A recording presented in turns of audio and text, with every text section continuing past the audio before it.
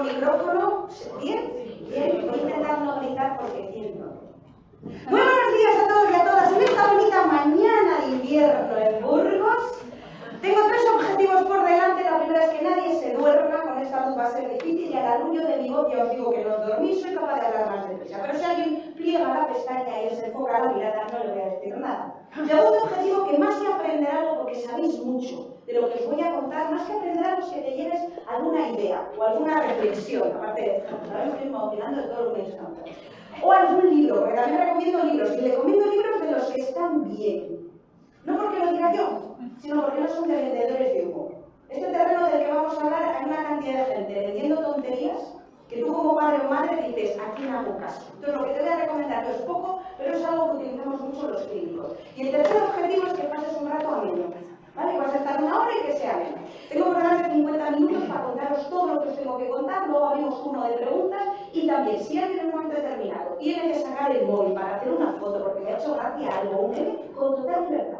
Que es algo de buen perfil, bien, que es algo de mal perfil, también bien. Estoy acostumbrada. Y el PowerPoint que vais a ver si alguien por lo que sea le quiera, hay algún docente o a alguien le interesa, le regalo.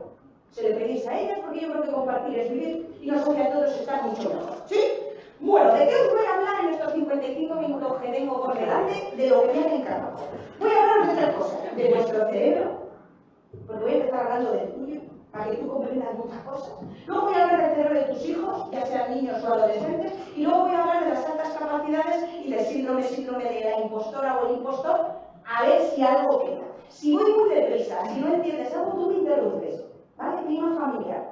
Nos olvidamos de que estamos en clase, clima familiar, y me interrumpís sin ningún miedo y sin ninguna vergüenza. Vamos a empezar hablando del cerebro y yo siempre empiezo de la misma manera. Los que nos dedicamos a la psicocosa, yo tengo una profesión, soy psicóloga, tengo mucho tiempo clínica privada, como psicoterapeuta, y de todos, chiquillos, padres, madres y demás, siempre advertimos la misma cosa.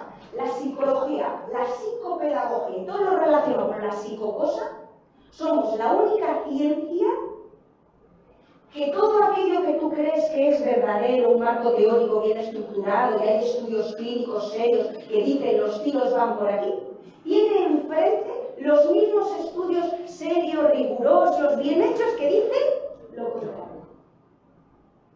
Es la única ciencia donde alguien dice, voy a poner un ejemplo y me vais a entender, inteligencias múltiples de Gardner, ¿os suenan, no? Pues voy a hablar de ellas. Las inteligencias múltiples de Gardner son el paradigma que se utiliza hoy para los niños con altas capacidades, lo utilizamos en el colegio, todos tenemos altas capacidades, Gardner, para que salga ahí, me cuesta estar arriba, yo soy de estar abajo, pero me quedo aquí. Gardner tiene cantidad de fans y hay estudios que dicen que en efecto todos tenemos varias inteligencias, que cada niño es un mundo y tal, estudios súper serios que dicen que Gardner tiene razón. Pues en contra tiene Gardner una cantidad de detractores con los mismos estudios serios y rigurosos que dicen que es mentira, que no tenemos inteligencias múltiples, que la inteligencia será otra cosa, pero que eso no sirve. Otro ejemplo, Montessori. ¿No Montessori? Lo habéis hecho más así ahora. Montessori, ese marco pedagógico que ayuda a los niños a hay estudios que dicen que funciona. Pues hay los mismos estudios serios y rigurosos en contra que dicen. ¿Por qué os traigo esto? Porque cuando hablamos del mundo de la psicología y todos queremos respuestas como la teoría de la personalidad, ¿cuál es la mejor terapia si tengo que ir a terapia de pareja? ¿Cuál es la mejor marco teórico para entender el cerebro de mi hijo? Pues son modas. Y hay marcos teóricos que encajan y van muy bien y permiten responder cosas, pero hay marcos teóricos que dicen justo lo contrario. Y tú dices como padre o madre, entonces ¿qué hago? ¿Qué marco teórico sigo? Pues el que toque en ese momento, pero sabiendo que nadie te puede vender la moto de que ese marco teórico es la verdad absoluta. ¿Se ha entendido lo que acabo de decir? ¿Sí? Ok, seguimos para allá. Vamos a hablar del cerebro humano. El órgano más complejo, alguno me dirá, hay otro. No, el órgano más complejo que hay es el cerebro. Fijaros si es complejo que un físico dijo que era la catedral de la complejidad. Y todo lo que sabemos del cerebro, casi todo lo que yo sé de tu cerebro, es desde hace 25 años. La neurología es la ciencia médica más joven. La neurología, la ciencia médica más joven. Fijaros si es interesante vuestro cerebro. Yo cuando voy a dar charlas de estas a los institutos, a los adolescentes, a hablarles de su cerebro, les digo, fijaros qué frase para ligar. A ponerlo en Tinder o en tu Facebook. Hay más neuronas en tu cerebro que estrellas conocidas en la galaxia. ¿Verdad? Toma frase, ¿eh? Hay más neuronas en tu cerebro que estrellas conocidas en la galaxia. Es decir, es el gran órgano de la complejidad. Y hay un mito por ahí que le habéis oído fijo, que es el mito del 10%. Está muy de moda ahora todo el rollo este del cerebro, ¿no? De cómo mejorar las capacidades. No sé si habéis ido a la casa del libro o a alguna librería y hay estanterías y estanterías de, aparte de desarrollo personal, cómo superar a tu ex en 5 días. Aquí va a sacar un libro en breve, hace una canción de superador. O sea, hay libros de crecimiento personal, hay una cantidad de libros. En plan, cómo aumentar tu inteligencia, cómo tener una memoria. Sí, ¿no? ¿Os suena? Ya lo adelanto. Mentira. Este mito del 10% es falso. De hecho, hay gente que tiene menos. ¿Vale? Tu cuñado, por ejemplo. El mito del 10% es un mito que sacó un periodista hace 150 años de un informe que llevó a cabo en un sanatorio de personas con grandes discapacidades intelectuales. Entonces lo vio y dijo, todas las personas usamos solo el 10%. ¿Tú crees que la naturaleza te ha puesto, a tu cuñado no lo sé, pero a ti te ha puesto el cerebro para ponértelo de adorno y usar solo el 10%? No. De hecho, usamos el 120%. ¿Sabéis cuándo? Esto os va a encantar. Como padres si tenéis niños pequeños, cuando dormís.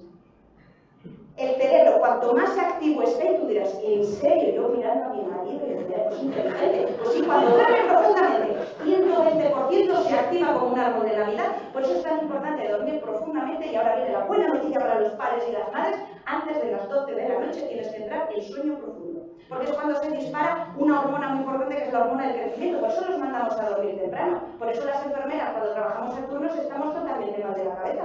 Los médicos, porque los cambios de turno nos alteran. Con lo cual, mito, el cerebro está ahí parado. Lo utilizamos en un 100%. Otra pregunta que me hacen mucho los chiquillos y también los padres que leen determinados estudios. ¿Ha crecido algo el cerebro que están estudiando en Atapuerca a tu cerebro? ¿Es más grande, es más pequeño? ¿Hay estructuras cerebrales distintas? ¿Respuesta? En algunas personas involuciona, tipo Putin, Narval, etc. En términos generales, tu cerebro es el mismo que salió de Atapuerca. No ha evolucionado nada. También es verdad que 250.000 años, millón arriba, millón abajo, es muy poco tiempo. Lo digo de cara a esos estudios que a veces leéis, porque los padres vienen y te dicen, los niños que utilizan mucho los videojuegos tienen una zona del cerebro mucho más pequeñita y otra mucho más grande. Eso lo vais a ver. Esos cambios estructurales son ridículos, son muy pequeños y no son duraderos en el tiempo. La única zona de tu cerebro que ha crecido un pelín de la época de los sapiens es una zona que está aquí en el temporal, que los paleontoneurobiólogos de Atapuerca, que lo descubrieron, no saben por qué es un poco más grande. Pero tenemos el mismo cerebro. ¿Me estáis comprendiendo lo que digo? La inteligencia, la memoria, la capacidad creativa de aquel sapiens es la misma capacidad que tenemos hoy. Por eso cuando digáis el efecto Flynn de que nos volvemos cada vez más inteligentes o menos inteligentes, no es real biológicamente. Son medidas educativas. ¿Entendéis por dónde estoy yendo, verdad? El coco es el mismo, otra cosa es lo que tú le estimules. Seguimos. ¿A qué sirve el cerebro? Bueno, yo esto se lo pregunto a los niños pequeños. Los niños pequeños me dicen, para pensar. Típico. Los adolescentes me responden, para jugar al Fortnite. Yo lo entiendo todo. Para hacerme rico en YouTube. ¿Para qué funciona el cerebro? Y vosotros me vais a decir, ¿para qué? Para saber que me tengo que poner el pie derecho, atarme los cordones, a tomar decisiones, porque tengo que venir aquí, que están haciendo mis hijos, en qué momento me casé, en las solteras, ese tipo de cosas. Porque lo que es, el cerebro es una máquina perfectamente afinada para dos cosas, que son funciones biológicas, para sobrevivir y para disfrutar. El cerebro es un órgano diseñado para disfrutar y pasarlo bien. Y dirá mi abuela, ¿y este valle de lágrimas? Eso es un invento cultural. Tienes un cerebro diseñado para pasarlo bomba. ¿En serio? Sí, ¿por qué? Porque todo lo que genera placer ayuda a la primera función, que es la supervivencia. ¿Comer? ¿Cómo celebrar las cosas? Venga. ¿Comiendo? Cuando tienes una crisis de ansiedad, ¿a dónde vas? ¿Dónde chocolate? Bebiendo. Socializando. Cuando yo tomo un café, cuando yo me río, cuando pasamos un rato seguro. Sexo. ¿Sí, no? ¿Para qué sirve el sexo? para procrear. Con lo cual tienes una máquina perfecta destinada a sobrevivir a cualquier precio y a pasarlo bien. No es ni para pensar, ni para tener sentimientos profundos, ni para ver que no, que es mucho más simple. Tienes un cerebro para sobrevivir. Y sobrevivir en cualquier situación, venga como venga, y luego para pasarlo bien. 3 premisas definen a tu cerebro. Desde el feto. 3 premisas definen al cerebro desde el feto hasta el día que mueres. Aunque mueres con una enfermedad muy agresiva para el cerebro, que es el Alzheimer, que es lo que yo investigo. El Alzheimer destruye el cerebro, pero estas 3 premisas se mantienen. La primera, el cerebro es un órgano egoísta. Es el más egoísta de todo el cuerpo. Es el principal consumidor de energía. El elemento principal para que tu cerebro y el de tus chiquillos esté bien alimentados es la glucosa, famoso azúcar, y el oxígeno.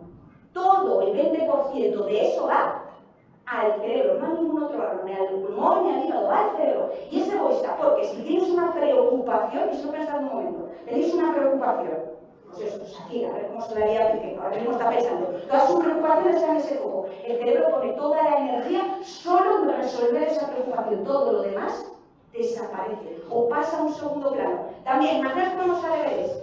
Os puede dar por ahí, ¿no? Te da por ahí, pues subir y escalar y de pronto llegas a deberes y se te congelan las piernas. ¿Qué hace el cerebro? Ahorra energía.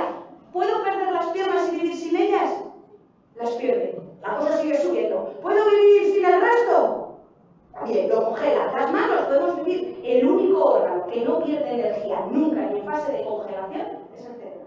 Por lo tanto, es egoísta y pierde toda la energía para ahorrarlo. Y el último elemento es que tienes un cerebro que minimiza riesgos. Y me dirás, si soy una persona súper valiente y la gente que se atreve a cambiar de país o que hacen puenting, eso será otra cosa, pero tu cerebro está destinado a ser conservador. Incluido el de tus niños. Minimizar riesgos y aumentar el placer. Ese es el objetivo, pues son los niños, si lo pensáis, cuando son egoístas, su cerebro lo único que quiere darse es chutes de energía, alegría, buen rollo, bienestar, y tú le repites, qué importante es hacer la cama por la mañana, tienes que ser disciplinado, algún día lo entenderás, y su cerebro está diciendo, viva el fútbol. ¿Me entendéis por dónde estoy yendo, verdad? Todo lo demás es cultura y sociedad. Y aquí viene una parte súper importante para los padres. Tenemos un cerebro que es el único órgano que cuando nacemos no está completo del todo. Es el órgano que más tarde termina en formarse a nivel biológico. ¿Sobre qué edad más o menos creéis que tu cerebro está ya fértil? Venga, que alguien se lo sabe. 25. 25. El arco que va de los 25 a los 30. Los de altas capacidades, esta parte os la sabéis muy bien. Y el otro espectro de papás, que son como tú, pero el espejo, que es todo el espectro autista, que también hay altas capacidades, también son papás que saben mucho del cerebro y saben que el cerebro termina de desarrollarse por completo entre los 25 y los 30. Vale, pero ¿qué parte concreta del cerebro es la última que se termina a los 25-30? Porque el cerebro es muy grande, aquí hay un montón de cosas y no te vas a hacer las mismas. Una parte muy importante que luego en la adolescencia la vais a entender, esta de aquí. Los lóbulos frontales. Los lóbulos frontales son la última parte que se desarrolla. ¿Qué hay en los lóbulos frontales? Todo el proceso madurativo, la madurez, la planificación a futuro, el diálogo interno, la toma de decisiones racionales. Por eso hay gente que va a ser adolescente toda la vida porque el lóbulo frontal no va a terminar nunca de desarrollarse. ¿A qué conocéis gente así? A ver los años, ¿vale? Y ahora, la parte más interesante, os decía, todo lo que se ve en el cerebro solo tiene 25 años. Seguimos descubriendo, enero de este año acaban de publicar que no tenemos 3 meninges, sino 4. Eso no tenéis por qué saberlo. Dentro de la estructura del cerebro hay 3 meninges, la de la madre, la madre, bla, bla, bla, que están aquí. Esto viene a ser el cerebro, es lo que separa el cráneo de lo que es la estructura cerebral y son una especie de telillas que tienen una función muy importante de filtrado del líquido cefalorraquídeo y el tema de las infecciones. Cuando yo acabé la carrera, hace casi 25 años, teníamos 3 aracnoides. En enero de este año han dicho que no hay 3. Hay 4, porque ya la consiguieron ver a microscopio. Y ahora mismo hay un 15% de tu cerebro que no sabemos para qué sirve. En serio, ahora entiendo yo muchas cosas.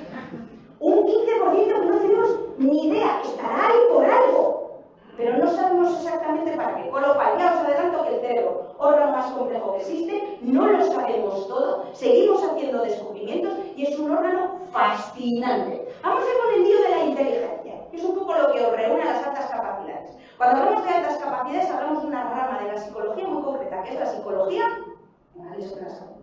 emocional, Psicología básica, psicología clínica, psicología hay 17 ramas, psicología social, altas capacidades, solo nace en una rama de la psicología, que se llama psicología cognitiva, a que os suene, cognitiva. Son los psicólogos cognitivos los que hablan de inteligencia y de funciones cognitivas. Y dentro del mundo de la inteligencia, que es una función cognitiva, pero no la única, ¿qué más funciones cognitivas hay aparte de la inteligencia? Venga, pues lo sabéis. Memoria, cálculo matemático, lenguaje, planificación, funciones cognitivas, la leche. Pues una de ellas es la inteligencia. Y dentro de las altas capacidades, cuando se empezaron a estudiar, solo se hablaba de inteligencia, no se hablaba de ninguna. Es que tiene una gran memoria, eso es otra cosa, solo se hablaba de inteligencia. Y dentro del mundo de la inteligencia es el elemento psicológico más difícil de definir. Lo vuelvo a repetir. La inteligencia es el concepto psicológico más difícil de definir. De hecho, es el concepto que más definiciones tiene de toda la psicología, la inteligencia. No sé si me estáis entendiendo. ¿Qué significa? Pues sí, lo de la alta inteligencia y las altas capacidades un tema chupados, y ya está todo investigado. Está muy claro el concepto de inteligencia. El más difícil de definir de lejos, con lo cual te tiene que hacer pensar que es un constructo muy complejo y que hay algo detrás del cerebro muy complejo. Con lo cual, no hay definición de inteligencia per se. Inteligencia, capacidad de resolver los problemas de manera novedosa, capacidad de unir conocimientos previos y darles una idea, capacidad de resolver problemas. Inteligencia, ser muy listo en matemáticas. ¿Cómo andáis de matemáticas? ¿Cómo voy a preguntar? ¿No andáis de matemáticas? Venga. ¿Soy bueno, malo? Mejor no preguntes, Carmen. No, en serio, matemáticas, porque todo el mundo asocia las matemáticas con la inteligencia y no. Dentro de los marcos teóricos de la inteligencia, estos 3 libros que tengo atrás son los libros más utilizados a nivel mundial para explicar la inteligencia desde la psicología cognitiva, no desde la educación. La educación ya es otra cosa, Montessori y tal. Desde los que estudiamos el cerebro son los libros que más se emplean. Muchos de ellos tienen enemigos y muchos tienen fans, por lo que os he dicho antes.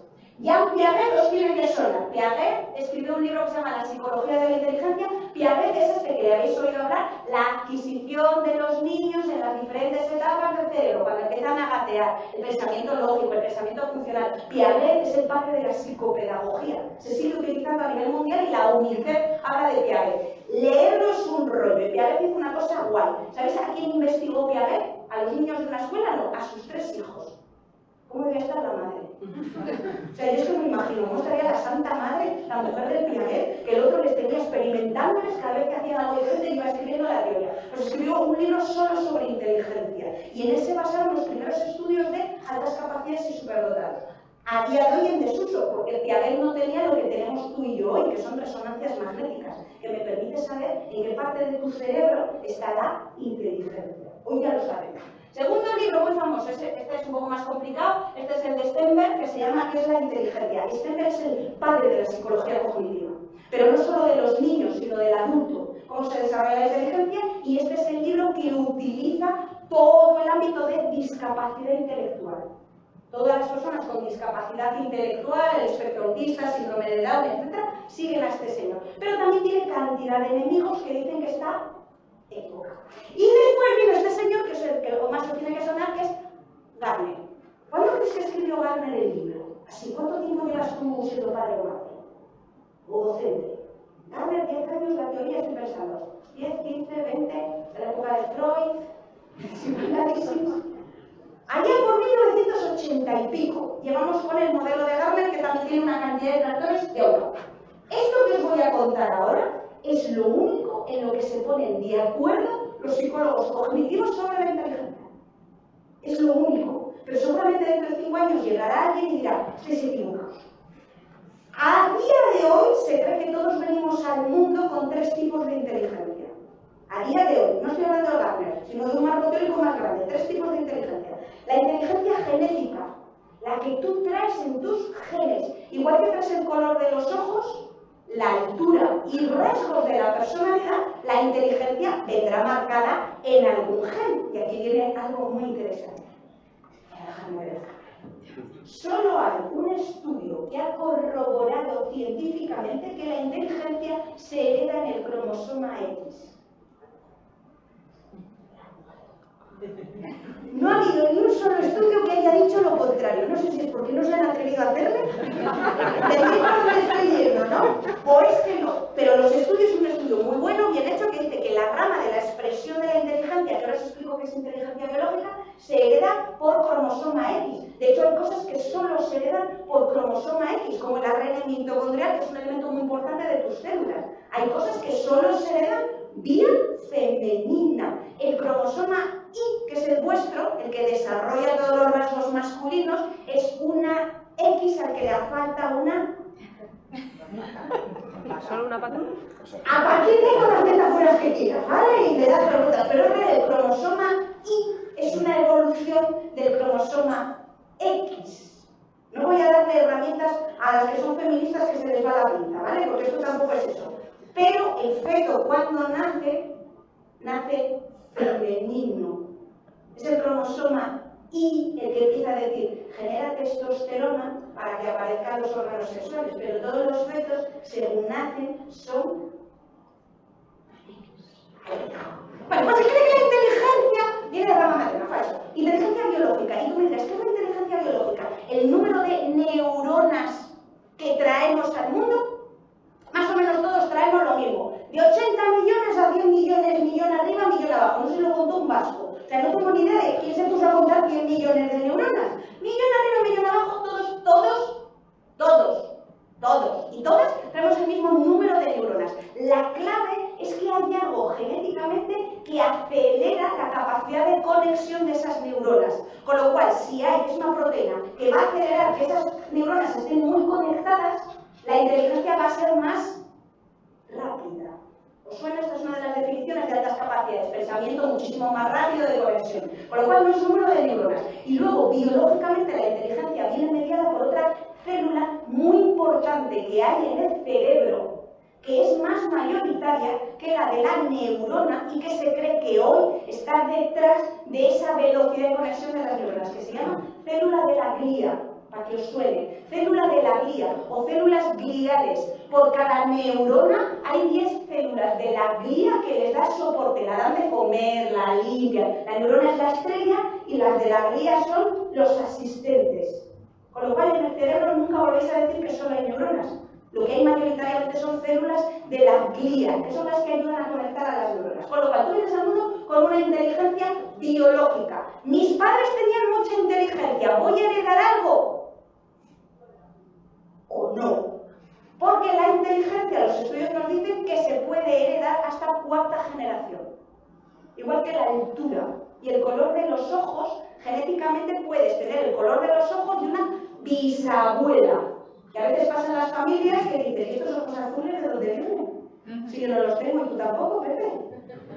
Y tu padre tampoco tiene los ojos azules. Y tu madre tampoco. ¿Os suena esto? Porque esos ojos azules recesivos vienen de cuarta generación. Con la inteligencia también se hereda, no se sabe por qué, hasta cuarta generación genética. Es para que veáis hacia atrás y busquéis bisabuelo. Esa es la inteligencia biológica. Luego viene, voy a saltarme la del medio, la inteligencia psicométrica.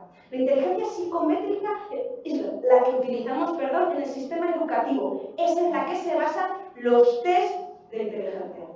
El Wechsler, ¿os suena el Wechsler? Que es el que utilizamos mayoritariamente para diagnosticar. Fíjate, diagnosticar, qué nombre más feo para hablar de altas capacidades. Solo evalúa inteligencia psicométrica. La inteligencia psicométrica es la que evalúa las funciones cognitivas superiores, capacidad de resolver problemas, cálculo, lenguaje, orientación espacial. Solo evalúa funciones cognitivas superiores, nada más. Y es la que utilizamos en el colegio. Es la que decir, el informe PISA, ¿os suena? El informe PISA, que se supone que España va a la cola y tal, pero España va al frente de muchas otras cosas. Pero en el informe PISA vamos atrás. Leemos mal y calculamos mal. ¿Nuestros niños son menos listos que los de Finlandia? Ya te digo yo que no. Sistema, este es el que te evalúa a ti, que permitió decir, eres de notable. ¿Cómo eres de estudiantes? Notable, bien, es el que te pone la nota, es el que te permite decir que sacas 10, notables y demás, pero solo evalúa una parte muy pequeña de la inteligencia. La inteligencia grande, la macro, y con esta llevamos 30 años, es la famosa inteligencia socioemocional, que no la inventó un señor llamado Goleman. Para que os suene inteligencia emocional, Goleman lo que hizo fue robarle la idea a otros psicólogos que hace 10 años desarrollaron el artículo. Él lo que hizo fue escribir el libro y forrarse. fue muy espabilado. Los inteligentes psicométricamente fueron los primeros psicólogos. Él lo que desarrolló fue inteligencia socioemocional, capacidad de ver las oportunidades y ser espabilado. Ese es el término de andar por casa de inteligencia socioemocional. No es el término de comprender mis emociones, comprender tus emociones y desarrollarlas. El término per se de inteligencia socioemocional es la capacidad de gestionar con los demás, ver oportunidades y aprovecharlas. Un listo. Un listo. En España, la inteligencia psicométrica sería ¿qué inteligente eres? La inteligencia socioemocional, aunque el término listo en España suele ser peyorativo, es ¿qué espabilado eres? Os voy a poner un ejemplo mío. Yo soy de altas capacidades, me lo diagnosticaron con 14 años, 151 en cociente intelectual. Ya es como un mogollón, ¿no? Igual eso justifica las 3 carreras que tengo, tal, que tengo mi pedrada mental, porque esa sí la tenemos, pero mi madre me decía, hija, con todo lo inteligente que eres, que sacabas todo matrículas de honor y las sopas con ondas que te dan en la vida, que boba eres. ¿Os suena este discurso? No las ves venir. La gente te engaña con lo inteligente que eres para el instituto y la gente te come la tostada. ¿Os suena?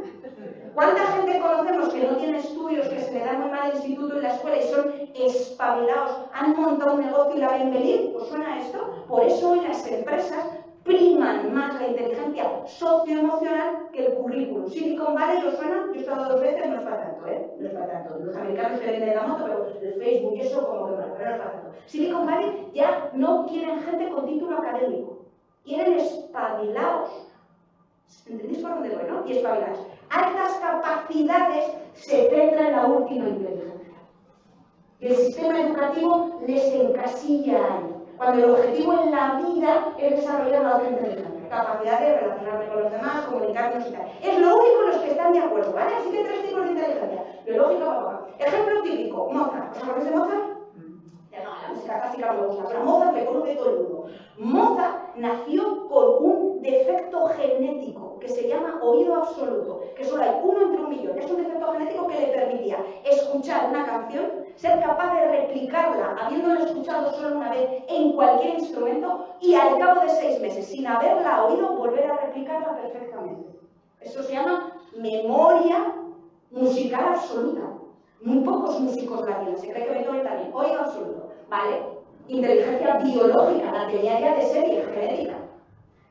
Inteligencia académica o psicométrica, la desarrolló, sí, porque aprendió a tocar el violín desde una etapa muy temprana. ¿Dónde vino el éxito de Mozart? En su inteligencia socioemocional, que desarrolló su padre. ¿Quién era el padre de Mozart? Por eso los padres son tan importantes. El mejor violinista de Europa en su época. Por eso Mozart fue quien fue, porque su padre le llevó a todas las grandes cortes, le enseñó a tocar el violín desde muy pequeño y le puso un nivel de exigencia. Si el padre de Mozart hubiese sido un granjero, ¿hubiese llegado a ser Mozart quien fue? No, igual hubiese tocado el pito y el tambor en la fiesta del pueblo, pero no hubiese llegado a ser quien es, con lo cual, ¿cuánta gente en el mundo que no adquiere inteligencia psicométrica y una educación que no tiene a los padres adecuados, se pierde por el camino? Por eso vuestra labor es tan importante, no la del sistema educativo, que también la tuya. Sigo que me enrollo mucho. La naturaleza de la inteligencia sigue 2 partes, la emocional y la racional. Inteligencia intelectual determina lo que sea una persona, pero es la inteligencia emocional la que determinará qué hará. Modelo de Goleman, 1995, tenemos un cociente intelectual. Cociente, no coeficiente. Lo corrijo, porque doy clase de estadística. Aviso que el coeficiente intelectual, no, cociente, cocido, acuérdate, cociente intelectual. Todos tenemos un cociente intelectual, el que sea que le determina el Wechsler, que es el test más conocido de inteligencia, que dice que casi todo el mundo anda entre 90 y 110. A partir de 110 empezamos a hablar de altas capacidades, a partir de 120 y 125 superdotados, por debajo de 90 discapacidad, llámalo X. Goleman añadió al cociente intelectual el cociente emocional. Capacidad de reconocer mis emociones, reconocer las tuyas, gestionarlas y llegar a un entendimiento. Es decir, ser una persona espabilada, que se relaciona. Cuando tú estos 2 cocientes los tienes bien, alcanzas más éxito. Y la parte más interesante, tienes más salud. Pero esto se aprende, tanto los niños como los adultos. Y ahora viene otra parte que es muy puñetera. ¿Tú crees que tomas decisiones racionales en la vida? ¿Que somos razón? No. Te digo yo que no, por si no habías caído. Tu cerebro está diseñado para sobrevivir. Y la mejor manera de sobrevivir evolucionada a lo largo de millones de años no es la decisión racional, sino la emocional. Sois emoción antes que razón. Y eso lo dice la biología. Somos emoción antes que razón. Tú dices, no, soy una persona racional, yo tomo mis decisiones, yo evalúo a qué colegio voy a mandar a mis hijos, yo decido si rompo o no con esta relación de pareja porque no me conviene. Mis hijos van tomando decisiones racionales. Primero emocionas, sientes emoción y luego viene la razón. Sois homínidos emocionales que razonan. No sois homínidos con raciocinio que sienten. Sois emoción antes que razón. Lo voy a volver a repetir. Somos emoción antes que razón. Y es a partir de los 16 años, año arriba, año abajo, cuando empezamos a tomar el control de lo racional y a lo emocional dejarlo. No voy a seguir con el Fortnite que tengo que estudiar. Voy a dejar de comer esto que el mundo va a decir que estoy gorda. Empiezan a tomar decisiones racionales, pero sobre lo emocional. Pero al final, la suma de lo emocional y lo racional es tu conducta. Esta es la explicación de por qué cuando llega Navidad, hermana y hermano, ves el polvorón y te dices a ti misma, autoengañándote, por un polvorón o turrón de chocolate. Total, en enero, ¿verdad? Ya de dieta o ya de ejercicio. Y te empiezas a contar unas milongas a ti misma para autoengañarte. ¿Por qué aguanto con Pepe? Ya no me hace pedir ni arriba ni abajo. Y te empiezas a contar la película. Por nuestros hijos, porque tal, porque tal, porque tal. Somos emoción antes que razón. Y nuestros hijos esto lo tienen que aprender. Porque les enseñamos que el sistema y el mundo real tienes que pensar de manera lógica, reflexiva y demás, cuando sus emociones les dicen otra cosa. Con lo cual, con los niños pequeños, razonar es segundo plano. Y luego os lo explico. ¡Vamos con la adolescencia! ¿Quién tiene adolescentes en casa? Hay una, tiene dos, uy, aquí hay un mejor. Voy a levantar la mano así como yo, sufridor. Engañando, ¿vale? Niños pequeños, pequeñitos a los 5, 6, 7, 8, 3. ¿Quién fue padre o madre hace mucho y ya no se acuerda? Es una padre. También, ¿ya? Vamos a hablar de la adolescencia y de ese cerebro humano tan interesante que he dicho que se termina de desarrollar a los 25, ¿vale?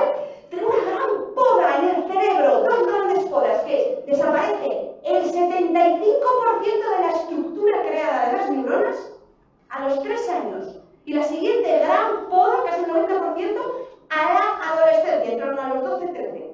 Son las grandes épocas de cambio en el cerebro. 3 añitos, año arriba, año abajo, y en torno a los 11-12. Cambia toda la estructura del cerebro, porque el cerebro es el órgano más plástico, el que más cambia a lo largo de la vida. El siguiente órgano, para que entendáis el ejemplo, es la piel. ¿Sabéis cada cuánto mudamos las células de la piel? ¿Quién ha tenido acné en la adolescencia? Acné del mundo, uniros por allí, se pasa mal, ¿no? Y dices, ¿cuándo se morirá el grano? ¿Cuándo se explota? Y ahora, ¿cuántos productos hay? Nuestros pobres hijos dando los productos para el acné. Da igual lo que te eches. Las células de la piel mudan cada 21 días. Eso es lo que va a durar el grano. 21 días. Las células que tienes hoy son distintas a las de hace 21 días. Pues hay un órgano que muda, no las neuronas, sino las conexiones entre ellas mucho más rápido, que es el cerebro. ¿Cada cuánto creéis que cambian las estructuras de relación del cerebro? Con esto que os he contado de las células de 21 días, de una estación. Mes, 3 meses. Cada 20 minutos. El cerebro que ha entrado hoy en esa sala no es todo el cerebro, ¿vale? Igual estás en modo ameba, que también puede ser, se sobrevive en modo ameba. No sé si hay un chiste muy malo de psicología, no quiero ofender a nadie, ¿vale? Pero hay un chiste muy malo que dice, si las medusas han sobrevivido 600 millones de años sin cerebro, eso le desperta a mucha gente, incluida tu cuñado. Cada 20 minutos cambian las estructuras y las conexiones. Esas conexiones que se establecen son cada 21 minutos. En un niño de 3 años son cada 5 minutos. Y en el adolescente cada 10. Incluso cuando están durmiendo. Esa estructura cerebral cambia continua y constantemente. La adolescencia, a los 3 años una gran poda, a los 12 otra gran poda. ¿Cuándo es el gran cambio? Es entre los 3 y los 6. Es cuando más cambia el cerebro, no es la adolescencia. Entre los 3 y los 6 ese cerebro cambia completamente. Lo bueno que tiene de 3 y 6 es que no tiene. Esa es la diferencia. Esa es la diferencia. Las hormonas. Eso lo cambia. No para mal. Os voy a hablar de la adolescencia en positivo. No es una época mala, es la más maravillosa de la vida. Es que tú no te acuerdas. Tus padres sí. pero no de la adolescencia. Vamos a hablar un pelín de la adolescencia y de esa etapa de creencia. La adolescencia es un concepto social, no biológico, social. Es decir, tú, que andarás como yo de media 26 años, ¿no? La edad media que hay en la sala, 26 años, la adolescencia se creía que iba aproximadamente de los 10 a los 11, en torno a los 18, 21. Hoy la adolescencia, ya catalogado por la OMS, viene a durar hasta los 26. Vale, la que nos espera. En el mundo occidental. Y empieza mucho antes en función, sobre todo, el comienzo de la adolescencia está más claro porque viene regulado biológicamente con el inicio de la primera regla de las chicas, que es la menarquia, que cada vez se da antes. Para que haya una menarquia y una regla tienes que comer bien y no estar enferma. Comer bien y no estar enferma. Por eso en los países como África, donde se come tarde, tienen la menarquia mucho más tarde. Se cree que la adolescencia va más tarde. Entonces es un concepto social. Si tú te vas a Nigeria, en Nigeria no son adolescentes hasta los 26. En Nigeria se casan con 11. Con lo cual no hay adolescencia en África. Porque el concepto de la adolescencia biológicamente solo se refiere al inicio de los atributos sexuales. Esa es la adolescencia biológica. La otra es una adolescencia sociológica, cultural, y cada país tiene la adolescencia de una manera distinta. Por ejemplo, en Latinoamérica el comienzo de la adolescencia es el rito de los 15. Nosotros aquí no tenemos la fiesta de los 15 años, que se hace con las niñas y los niños, ese es el rito. Con lo cual la adolescencia es un concepto social, ¿vale? Tiene un comienzo biológico. Y ahora os he dicho que hasta qué edad vuestros niños van a estar en casa. Sí, es que digo, 43, en casa la adolescencia hasta los 26. Es tan interesante el cerebro de los adolescentes que todas las revistas de ciencia del mundo solo han coincidido en sus portadas con dos temas repetidos: el cerebro de la adolescencia y los agujeros negros. Ahí lo dejo. O sea, todas las revistas de ciencia del mundo, de cualquier tipo, sobre todo las de divulgación general como National Science, Nature y esta de National Geographic, solo han compartido portada, todas ellas de manera repetida en dos grandes tópicos. Ni siquiera en el COVID ha coincidido el cerebro adolescente y los agujeros negros. A partir de ahí, dar un pensamiento, así es chungo o no esa parte. El problema que tenemos cuando tienes tu niña de 6 años, estupenda, maravillosa, que va creciendo, que te dice, papá, cuánto te quiero, te da abrazos, y un día la vas a dar un abrazo allá con 12, 13, y dice, papá, aparta. O te dice, voy a buscarte al colegio, cariño, no, mamá, a 15 kilómetros. A mí que no me vean contigo, que me da vergüenza. Y empiezas a ver a tu niña maravillosa, no suelen ser las niñas, haciendo ya TikTok y poniendo morritos y tal, y tú empiezas a rezar como padre. ¿No? Es cuando decimos, ay Dios mío, ¿con quién se va a ir?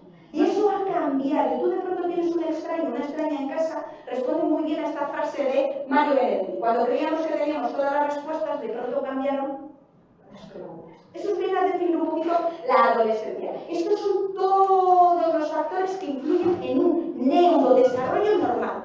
Complicado, allá donde lo haya. Lo voy a hiperresumir. Está lo que se llaman factores endógenos, lo que se refiere a la genética y a las comunidades cerradas. Esto es lo de la consanguinidad, lo de casarse con primos. No sé si hay algún borbón en la sala, no voy a hacer chistes. Pero va un poquito por ahí. Después, los factores indeterminados, que son la gran mayoría, no tenemos ni idea, y los exógenos, que se refiere a cómo fue el embarazo, cómo fueron los cuidados post, y aquí entran los servicios médicos. Si la persona va a comer bien, posibilidades educacionales, de relación madre-hijo. Padre-hijo también es muy importante, ¿vale? Padre-hijo también es muy importante, pero los primeros vínculos suelen ser con la madre, sobre todo si hay pecho de por medio. Recordad, cuando te estás dando el pecho, tu hijo no te quiere a ti.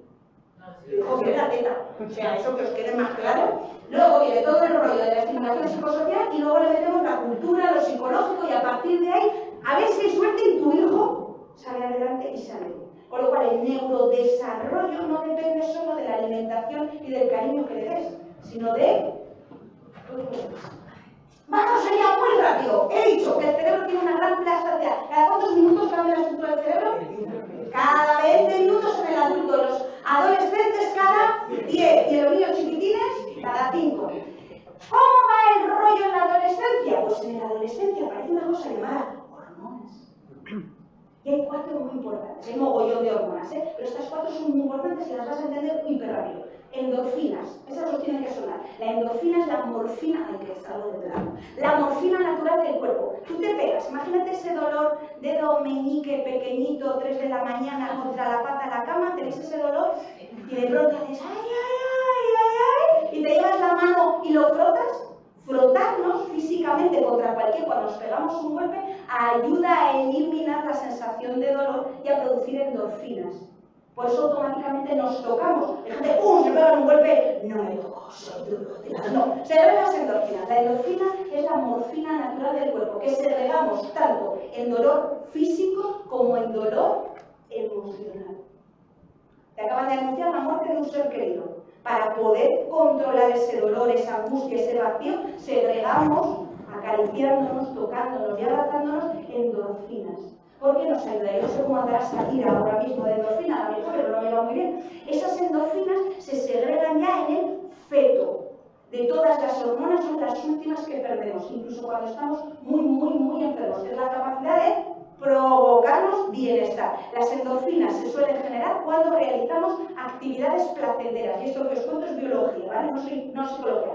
¿Cuándo producimos más endorfinas? Aparte de con el contacto físico que os he contado. Para que toméis nota de cara a qué actividades extraescolares apunto al chiquillo. Ya te lo voy a contar yo. Cantar.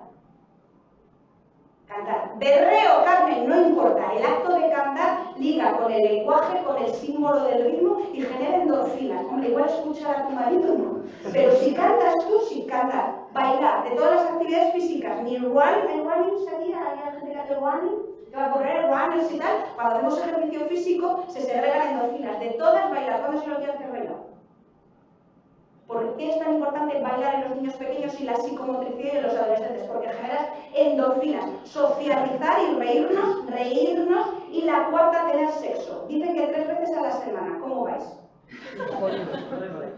Ahí poco, ¿vale? Con lo cual, con esas 4, los niños ya llegarán. Por eso cuando la endorfina se empieza a disparar, porque se les dispara en la época de la adolescencia, aparece toda la efervescencia sexoerótica.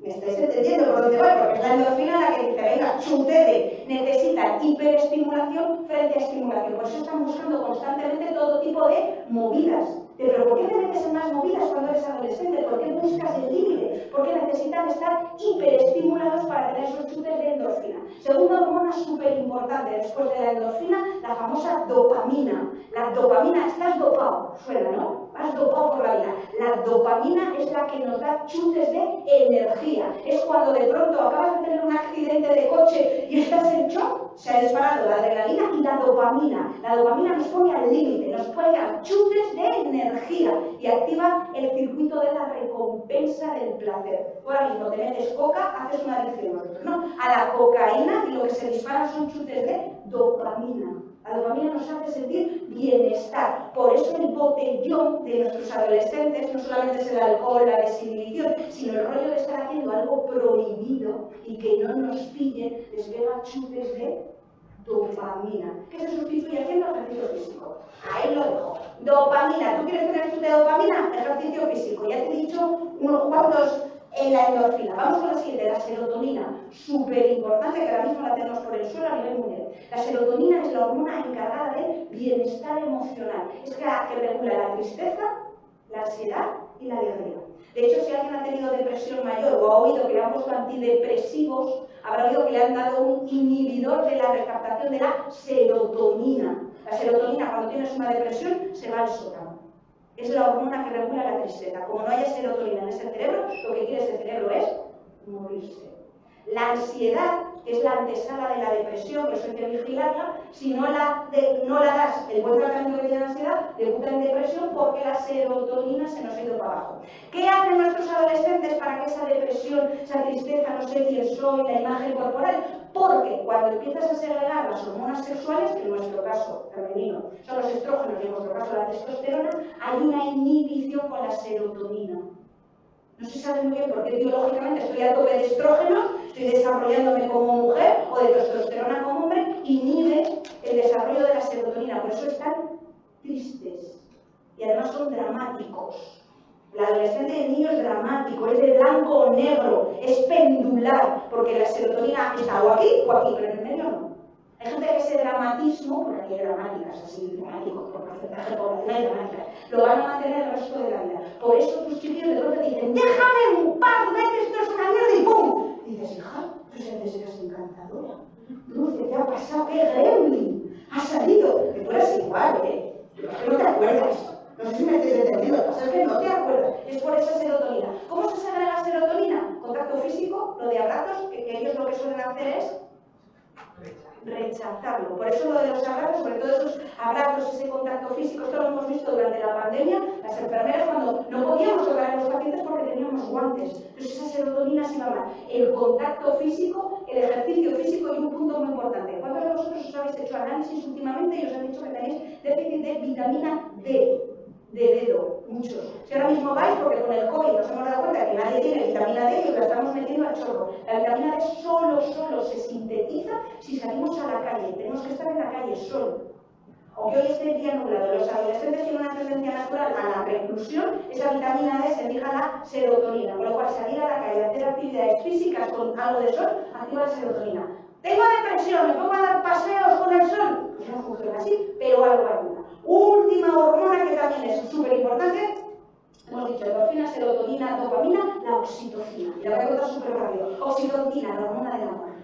Mal llamada hormona del amor, porque cuando te enamoras se pone a tope. Porque cuando te enamoras de una persona, de un objeto, de una idea, que también te puedes enamorar, la oxitocina te pone... ¿Os acordáis cuando estáis enamorados? Venga, si habéis venido en pareja, mirad. Venga, que el amor todavía es 14 de febrero, que está ahí. Hay amor, eso hay que conservarlo todos los días, se riega. La oxitocina se segrega cuando hay orgasmo, placer sexual, o el embarazo también lo ayuda a segregar. Las que habéis dado a luz, en algún momento igual os pusieron el gotero. El gotero es oxitocina en vena porque ayuda a la contracción del útero. ¿Qué ocurre con la oxitocina en los adolescentes? ¿Qué hace esto? Es la hormona más... ¡Me he enamorado! Más te lo dicen así. ¡Me he enamorado! ¡Me he enamorado! Es el fin del mundo, se quiere morir, ya no me quiere. Y ahí entra todo el tema de la imagen corporal. El autoconcepto de tu físico se regula con oxitocina. Las personas con autoestima que su cuerpo les gusta, la oxitocina está aquí arriba. En los adolescentes la oxitocina está ahí abajo, con lo cual cuando alguien llega y les dice, qué gorda te veo. Esa compañera de trabajo amable, ¿no? Que te dice, te veo gordita. Y entonces la oxitocina se te va abajo. La oxitocina arrastra la serotonina, porque son hermanas, es cuando estás tristona. Entonces, ¿por dónde estoy yendo? Fijaros que está malo de la oxitocina, se lo contaba ayer a David, que los chinos, que son muy espabilados, los chinos son muy listos. La oxitocina, cuando tienes un subidón de oxitocina, por ejemplo, después de un orgasmo, te vuelves más atractivo. A veces se te vuelve más físico. Después de haber hecho algo que te ha dejado satisfecho, o sea, vamos a hablar de sexo, lo preguntar a ese niño, la oxitocina te hace más atractivo, mucho más sensual, mucho más erótico, ligas más y la gente se fija más en ti. Y la oxitocina también ayuda a la desinhibición social. Cuando tengo oxitocina, me atrevo a hablar con la gente, pierdo la timidez. Los chinos, como estudiaron un estudio sobre la oxitocina, desde hace 15 años, en China se fabrica oxitocina para dártela vía nasal. Fuera coña, buscando en AliExpress seguro que está. ¿Quién más lo compra? Los chinos y los noruegos. Noruega, toda la cultura del norte, por eso nos envidian tanto a los latinos, que son así como muy cortaditos y muy tal y cual, compran oxitocina, se la da como si fuese un inhalador, creyendo que la oxitocina vía intranasal, que no funciona, les va a poner más contentos, y en algunos lugares, voy a decirlo con muchísima delicadeza, en Estados Unidos sabéis que la homosexualidad en algunos estados se considera enfermedad y la tratan como enfermedad. La oxitocina en dosis muy elevadas altera el ciclo hormonal y ellos le meten a personas que van a tratamiento para tratar la homosexualidad, le meten chutes de oxitocina, que no sirve para nada. Dicho lo cual, ¿cómo se genera la oxitocina en tus adolescentes? Contacto físico y reír. La risa. Por eso pasan tantas horas viendo vídeos de youtubers que hacen reír, etc. Por eso chutes de oxitocina. Sigo muy rápido, se termina de formar entre los 25 y los 27. El lóbulo frontal es el que lo termina. Son súper de pensar en blanco y negro. Y lo emocional prevalece a infinito sobre lo racional. Tú quieres razonar con tu niño pequeño o adolescente y están totalmente colapsados por la emoción. Vuestro caso. No me han puesto un 10. Me han puesto un 8, eso es un drama. No valgo para nada, nadie me va a querer, no voy a triunfar en la vida, están totalmente acogotados por la emoción, por la tristeza, tal, y tú desde tu plano emocional adulto dices, mira, no es para tanto, vamos a relativizar, vamos a razonar, oye, vas a llegar lejos, un 8 no significa nada, cariño, tú vales mucho. No te oye, es el cerebro. No te oye, el cerebro adolescente, si está acogotado por la emoción, no razona, tienes que esperar a que se les pase. No se te ocurra razonar con un adolescente que está en plena efusión emocional, tanto por arriba, porque están súper desatados y felices, como cuando están tristes. No entienden, porque lo emocional prevalece sobre el juicio racional, ¿se entiende? Por eso nunca se habla en caliente, padres, no se habla en caliente. Le ha pasado algo, hay que hablarlo. Tú necesitarás, pero él no. Necesita bajar esa intensidad emocional para que lo racional coja el control y poder entonces dialogar. En caliente no. En caliente lo que se hace es acompañar, consolar, abrazar o distraer. Hay que distraerles. Igual que el cerebro con Alzheimer. Cámbiense el perfil. Vamos a seguir hablando de ese tip que no te han puesto. ¿Entendéis por dónde? No, lo emocional prevalece. Adquiere la gestión emocional, esto es como lo explico para que lo entendáis. Tu gestión emocional como adulto lo incorporas a través de un elemento que los psicólogos llamamos insight, que es la capacidad de pensar en ti mismo. Si ahora mismo te dijese, ¿cómo te defines como persona? ¿Cómo haces las cosas? ¿Qué opinan los demás de ti? Tú eres capaz de elaborar un diálogo interno, tienes un insight, eres capaz de pensar y hablar hacia adentro, y tú eres capaz de decirme cómo eres, aunque el de al lado diga lo contrario, porque la personalidad, etc. Hasta los 20, más el adolescente y el niño no tienen un insight muy desarrollado, con lo cual tienen un outsight, es decir, la conformación de lo que ellos piensan viene de fuera. En tu caso también, mañana llega una persona y te dice, ay hija, ese cambio de peluquería no. Y te va a tocar la nariz, pero tú tienes cierta personalidad para tirarle la nariz. En el adolescente hasta los 20, todo lo que viene de fuera es mucho más poderoso que el discurso interno que ellos se cuentan, porque se lo cuentan. Hoy soy una niña valiosa, voy a llegar lejos, me gusta lo que haga. Todo el estímulo viene de fuera, sobre todo hoy, ¿de dónde? De las redes sociales. ¿A quién le pasan más millas las redes sociales? Lo digo como padres adolescentes, a las niñas. A los 14 ya se iguala. Pero antes de los 14, las que lo pasan fatal por redes sociales porque cambia la imagen corporal, antes son las niñas, hay que vigilarlas. A partir de los 14 ya se iguala con los niños, ¿vale? Más cositas. Lo emocional se modela desde el autoconocimiento y desde lo cognitivo. Y aquí viene una parte muy interesante que voy a explicar muy despacio. Ahora estamos en una rueda de inteligencia socioemocional, que nuestras escuelas tienen que tener emocionalidad, disciplina positiva, lo emocional es importante, que aprendan a conocer sus emociones, las matemáticas ya no son tan importantes, el lenguaje no es importante. ¿Esto suena? La memorización ya es una tontería, hay que cambiar el sistema educativo. ¿Suena esto que os estoy contando? Pero esta parte que está cambiando el sistema emocional, hombre, la lista de los reyes visigodos, pues no, ¿vale? Pero, y aquí venimos los neuropsicólogos a explicarte. Para contener lo emocional y modularlo, el cerebro necesita primero tener estructura cognitiva. Es más importante asentar la memoria, la función de cálculo matemático, el lenguaje, antes que empezar a hablar de emociones. Si tú no le das estructura cognitiva al cerebro, lo emocional lo va a controlar todo y lo va a controlar mal. Por eso los sistemas educativos que se basan solo en vamos a jugar, que haga el niño lo que quiera, las matemáticas no son importantes, memorizar para qué. ¿Entendéis lo que estoy diciendo, verdad? Que hay así de libros, han fracasado todos. La estructura cognitiva que te da la escuela, o sea, no se trata de que memorices los reyes visigodos, lo importante no son los reyes visigodos, fíjate en internet, lo importante es que hagas el ejercicio de memorizar, de cálculo. ¿Entendéis lo que estoy diciendo, no? Lo emocional viene después y es complementario. Por eso pone. Lo emocional se modela desde me conozco a mí misma y desde el cognitivo. Las funciones ejecutivas ayudan a madurar el cerebro y a controlar lo emocional. Y habrá algún psicopedagogo en la sala que diga, no, lo importante son las emociones y que sientan, porque en Japón hay un sistema educativo que dice que los niños tienen que ser felices. ¿Conocéis el sistema educativo japonés? Pues si alguna maestra os lo dice, es el sistema más competitivo que hay a nivel mundial junto con Corea del Sur.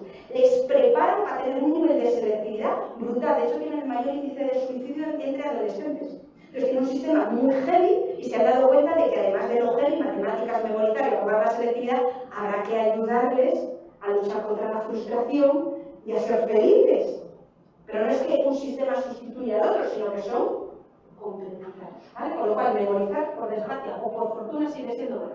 Así que tenéis un cerebro en construcción que acaba de construirse, que piensa en blanco-negro y que tiene una cosa llamada hormonas que van dando saltos. ¿A qué eso lo sabéis? Sigo. Lo único constante en la vida es el cambio. Con esta frase resumo la psicología y la biología. Voy a cambiar, que me voy a quedar un poco. Lo único constante en la vida es el cambio. Voy a volver a repetirlo. Lo único constante en la vida es el cambio. Vas a cambiar tú porque tú no eres la misma persona que hace 5 años. Tú tienes que luchar contra la incertidumbre, contra los cambios emocionales, pues tus adolescentes igual. Cuando aceptas que no vas a tenerlo todo bajo control, mamá, ni tu vida, y tienes que luchar con la incertidumbre, ¿se entiende, verdad? Lo único en la vida que es constante es la muerte y el cambio. ¿Vale? Y lo de la muerte no está muy claro. Hay un estudio que habla de resucitación ya en cerebros congelados de ratones. ¡Ay, esta es tu pitufina! ¡Y este es tu pitufín! ¡Este eres tú, pero se te ha olvidado! ¡Que se te ha olvidado! ¡Pregúntale a tus padres! ¡No hay manual de instrucciones! Yo la primera vez que decía, ¿y esto cómo va? Llevo 3 hijos y el tercero no se parece nada al primero. ¡No traen instrucciones! Que me da igual que te hayas leído todos los libros de manología, de manual del niño, de dormir al niño. Mi niño no me come, mi niño no me duerme, os suena. Mi niño tiene que tomar teta, mi niño tiene que llevar el Montessori, mi niño tiene que jugar al ajedrez, mi niño tiene que tocar el violín, mi niño tiene que jugar al fútbol. Que te olvides, relájate, que tú viniste sin instrucciones, te casaste sin instrucciones y los chiquillos vienen sin instrucciones. Lo que hay es pautas de crianza, pero no instrucciones. Los hijos se parecen en algo, los que tenéis varios. Y tú me dirás, típica frase, si yo los he criado igual. Sí. Pero vamos a ver, Maripili, tú eres la misma mamá que tuvo al primero que la mamá que ha tenido al segundo. Tú has cambiado como persona, por lo tanto la pauta de crianza no es la misma.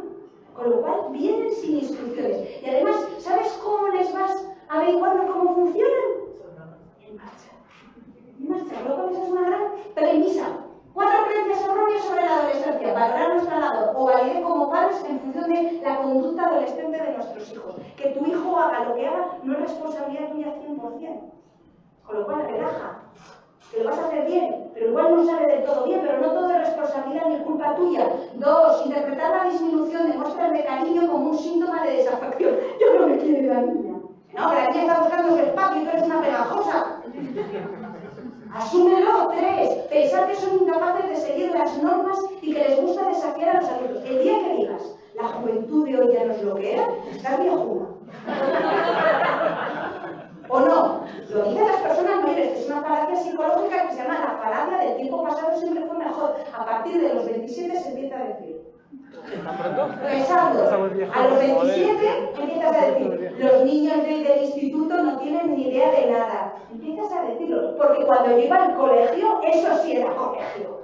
Se lo vais a decir a los adolescentes, es una falacia de cualquier tiempo pasado fue mejor, porque el cerebro dice que todo lo que viene detrás es peor. ¿Para qué? Para asegurar su propia autoestima. Y hay una autoestima cultural. Los adolescentes de hoy no tienen ni idea, perdona, que están igual de perdidos y descentrados que tú. Igual hasta más centrados. ¿Vale? Lo que a ti se te olvidó. 4, pensar que no están preparados para el mundo porque el mundo es peligroso. La urna de cristal no existe. Pero queremos meterles en una urna, ¿a que sí? Pero no existe. El mundo no es peligroso. De hecho, hoy, por raro que os parezca, y ahora hablo como antropóloga, tenemos la época mundial más segura de la historia. ¿En serio, Carmen? ¿Que el reloj del apocalipsis he visto que está próximo a acabarse? Es la época más segura de la historia, es la época del mundo occidental que menos pobreza tenemos, que menos enfermedades tenemos, que mejor sistema educativo tenemos y que mejor sistema sanitario. Pero lo que ves en las redes sociales y en los medios de comunicación siempre va a ser catastrófico. Y al cerebro le encanta, y te lo adelanto si eres una dramática, le encanta lo catastrófico. Nos gusta lo catastrófico. ¿Por qué disfrutamos con lo catastrófico? Porque lo catastrófico nos prepara para sobrevivir. Pero tenemos el mundo más seguro. Tus niños van a vivir en un mundo seguro. Relájate, que no los puedes proteger. Esto va a ir cambiando. 2 test para comprender a los niños y adolescentes. Esto no lo digo yo, lo dicen los psicopedagogos. dos, las dos T's, comprender y comunicar. Con esto lo tendrías todo. Comprenderles, que se comprendan y comunicárselo. Con estas dos T's lo tienes todo. Comprenderles, que a veces cuesta Dios y ayuda, porque ni ellos entienden, que ellos se comprendan y comunicárselo. Porque el principal problema es la comunicación. Y aunque no te hablen, tú les hablas. Mamá, eres una pesada. ¿Cuántas madres pesadas hay en la sala? Si no te lo dicen, preocúpate. Mamá, no eres nada pesada, preocúpate, no lo estás haciendo bien. Tienes que ser pesada. Comunicar, comunicar, comunicar, comunicar, comunicar y comprender. Las dos grandes T's. Dos vídeos que están bien. ¿Vale? Esto, hay cantidad de vídeos chorras en YouTube de cómo criar a tus hijos, el método Montessori es lo mejor, no sé qué. Estos están bien. Os presento al doctor Siegel, uno de los grandes expertos de psicología cognitiva. Le busquéis en YouTube y es una charla de estas de BBVA. Este es el gran estudioso neurológico del cerebro adolescente. Y dice que la adolescencia es la etapa más maravillosa de la vida.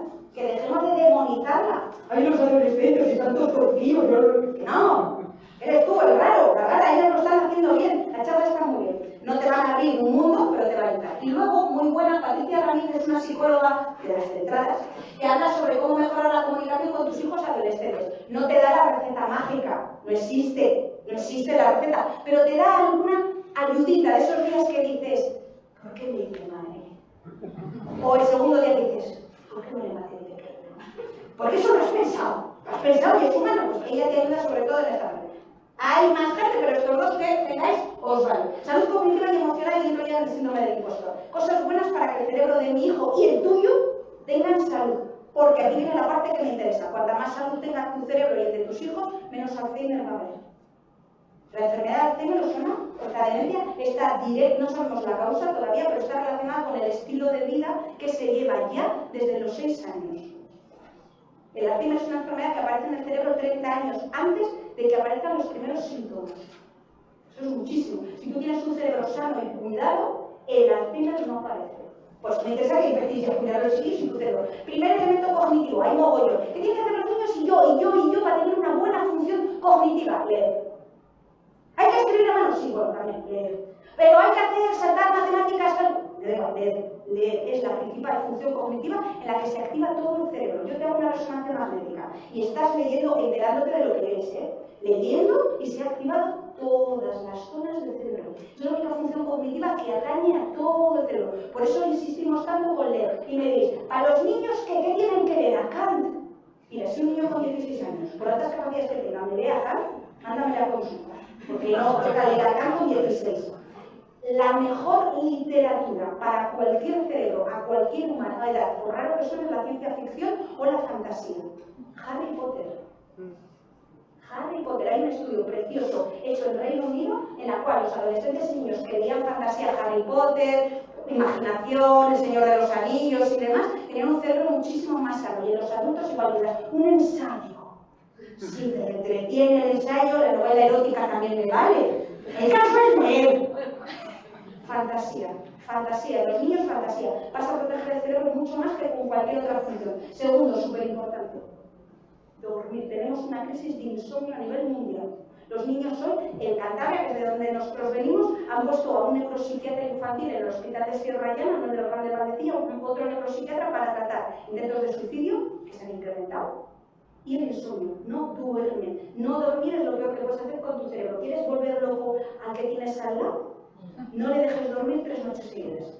Si el cerebro no duerme, se funde. Tus niños tienen que dormir. Dormir es la principal cura.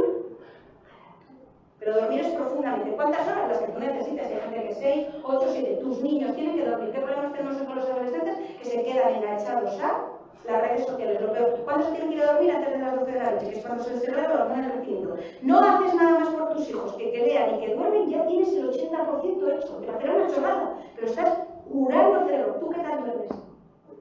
Igual. ¿Y el resto? Duermes y vas mejor. Hacer deporte, súper importante. Hay niños que en grupo no funcionan. Las altas capacidades, la socialización no la llevan bien. Y a veces es contraproducente apuntarles a un deporte de equipo. El caso es que se muevan. La actividad física. ¿Cuándo sí o sí tienes que hacer actividad física para prevenir el Alzheimer? A partir de los 40. O sea, ya. Ya. Salir a andar media hora vale, pero muévete. Pasamos tantas horas sentadas. Por cierto, es importante la mala noticia. A partir de los 40 ya no adelgazas como antes, porque se ralentiza el metabolismo, y tienes un organismo que no ha cambiado nada desde la puerta, diseñado para tener 12 horas de actividad física constante. 12 horas de actividad física constante, comiendo solo una vez al día y poco. Ese metabolismo es el mismo que tienen en la puerta, no cambia nada. Voy a volver a repetirlo. 12 horas corriendo detrás del mamut. A eso está diseñado. ¿Cuántas horas no pasas corriendo haciendo actividad física? ¿En serio? O sea, que se fácil. Vamos muy rápido, lo cuento. La música, ¿va bien que toquen un instrumento musical? Sí, porque tocar un instrumento musical activa todo el cerebro. Hay niños que tienen talento musical y otros que no, no pasa nada. De todos los instrumentos, dos, que está demostrado que va bien. Y puedes aprender a cualquier edad. Voy a volver a repetirlo. Puedes aprender a cualquier edad. Voy a volver a repetirlo. Puedes aprender a hacerlo a cualquier edad. Y va genial para venir al piano. Tocar el piano, el violín o la guitarra. Todo lo que implique dos manos. El instrumento musical más difícil de tocar, pero yo no le reconsejo, es la batería. Es el más difícil de lejos. Un buen batería, si os gusta hacer las sincronías, tocan así y son capaces de tocar los bombos total. Es el más difícil, pero en casa. Pero si alguien quiere tocar la batería, lo mejor. Con lo cual, y la música va bien. Lo del ajedrez, ya aprovecho a desmitificarlo. Habéis oído hablar del ajedrez, que es una función cognitiva que va muy bien y demás. Hay estudios que dicen que sí y hay los mismos estudios en sentido contrario que dicen que vale lo mismo que leer. ¿Va bien el ajedrez? Sí, porque es un juego que ayuda a memoria, inteligencia, estrategia. De hecho, muchos colegios lo tienen implementado. Que les gustan a tus hijos jugar al ajedrez, igual, le va a venir bien, pero me vale más que haga deporte y que duerma. ¿Entendéis por dónde voy? Conclusión con esto. ¿Por qué apuntáis a vuestros hijos a tantas actividades extraescolares?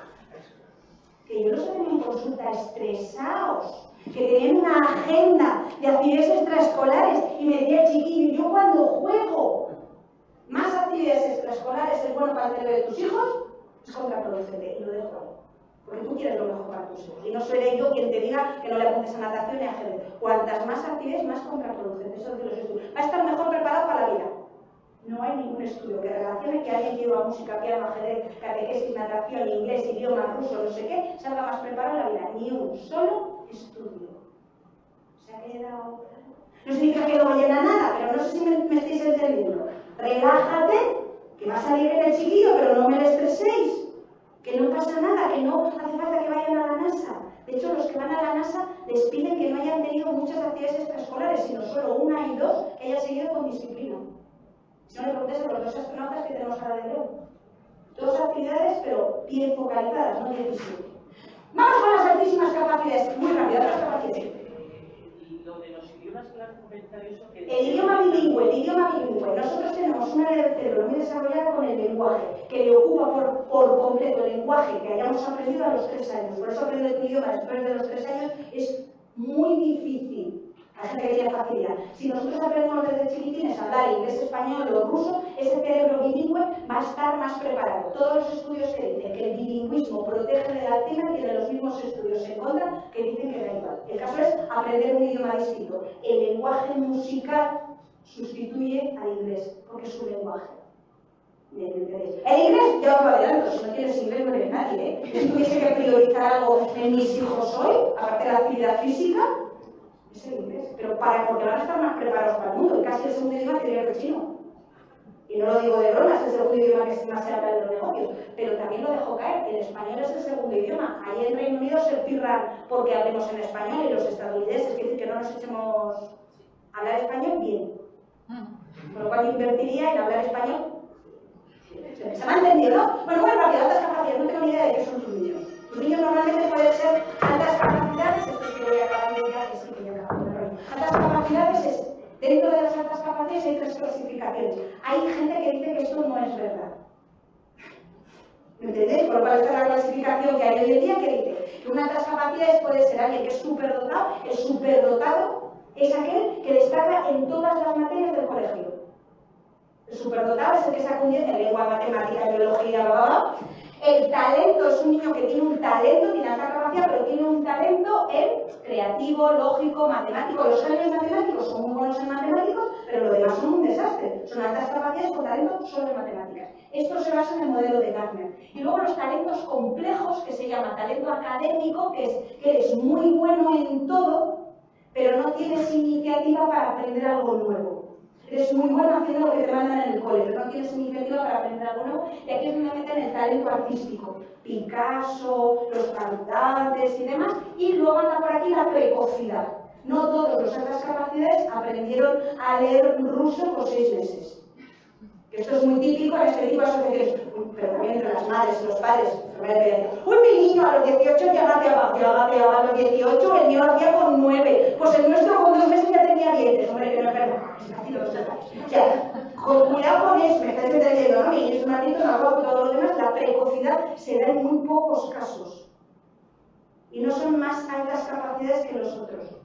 El cociente intelectual es el mismo, lo que pasa es que han empezado a leer muy temprano, gatear suele ser un indicativo y demás. Y al lado de las altas capacidades están el otro ejemplo, que son los altos rendimientos. ¿Suena? Alto rendimiento es el empollón y empollona de toda la vida. Es la persona que se mete 10 horas estudiando y te sacaba 10. La diferencia con altas capacidades es que la alta capacidad lo ve una vez y en 10 minutos lo ha pillado. El alto rendimiento es el que alcanza más éxito en la vida. Ahí lo dejo. El alto rendimiento es el que tiene disciplina para meter muchas horas y llegar donde quiera. El altas capacidades es otro mundo distinto. El debate sigue abierto. Ahora mismo hay un paradigma que se llama altas capacidades cognitivas, porque las altas capacidades se refiere solo a la psicología cognitiva, a la inteligencia. Aquí no se habla de inteligencia socioemocional, no se habla de que sean espabilados, solo se habla de inteligencia. Y se sigue basando en este señor tan simpático que son las famosas múltiples inteligencias de Gardner, que hay un montón de gente que dice que estás equivocado, Gardner, pero bueno, ahí lo dejamos. Y esta es la principal definición que se utiliza a nivel mundial, que es la de los Estados Unidos, de persona con alta capacidad, aquella que demuestra nivel de actitud sobresaliente o competencia por encima de la media en muchos dominios, pero no en todos. Y aquí en España tenemos 3 modelos, no sé con cuál estaréis vosotros. El modelo de los 3 anillos, que dice que la alta capacidad intelectual con la implicación en la tarea, niños con mucha disciplina y además creativos, son superdotados, una definición de superdotación. Y el otro modelo, Sánchez Manzano, es uno de los grandes estudiosos en España de las capacidades, dice la alta inteligencia lógica con la motivación interna, laboriosidad. Motivación interna es esa niña que nadie le hace falta que le diga que se pone a hacer los deberes, que ella misma va, con un poco de equilibrio, lo de la madurez relativo, y mucha inteligencia creativa, son súper originales, creativos, son las de altas capacidades. Esos son los modelos pedagógicos que hay hoy en España, por lo cual quien los haya hecho el diagnóstico, los test y demás, utilizan esto. Reino Unido dice que estos modelos no existen. Si tú vas al Reino Unido a que tu niño le haga un test, le hace un test totalmente distinto. ¿Estáis comprendiendo por dónde voy, no? Por lo cual así es como anda el mundo. 4. Los estereotipos falsos sobre las altas capacidades. Sobresalen en todas las tareas escolares. Falso. Debe sobresalir en todas las áreas del desarrollo. Falso. Sus resultados académicos no tienen por qué ser siempre buenos. A veces son extraordinarios y a veces son un desastre. Y son altas capacidades. Pensar que su motivación por sobresalir en el colegio es muy fuerte. Mentira, quieren pasar desapercibidos. Pues son los bichos raros. Se les identifica como el alumno ideal o el más tocanarices de la clase. Que los hay, a los profesores les odian, porque es que estos son mitos, ¿vale?